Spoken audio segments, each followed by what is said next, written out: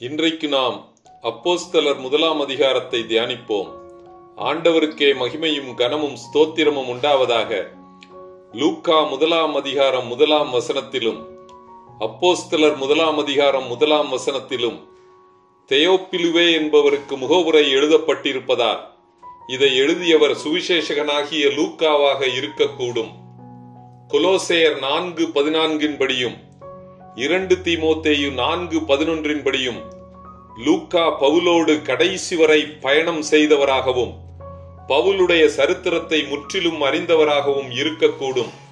எனவே அதன் அடிப்படையில் இதை எழுதியவர் சுவிசேஷகனாகிய லூக்காவாக இருக்கக்கூடும்.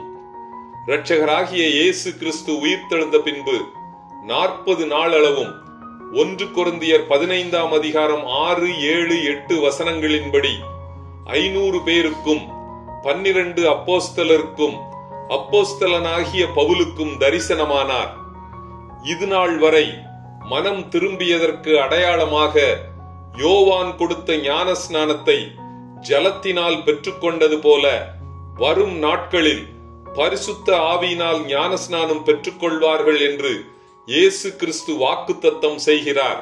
அதாவது ஆத்துமா ரட்சிக்கப்பட்டதற்கு அடுத்தபடியாக ஆவியும் ரட்சிக்கப்பட வேண்டும் என்ற கட்டளையை பிறப்பிக்கிறார். இதைத் தொடர்ந்து இயேசு கிறிஸ்து ஒலிவ மலையில் இருந்து பரலோகத்திற்கு எடுத்துக் கொள்ளப்படுகிறார்.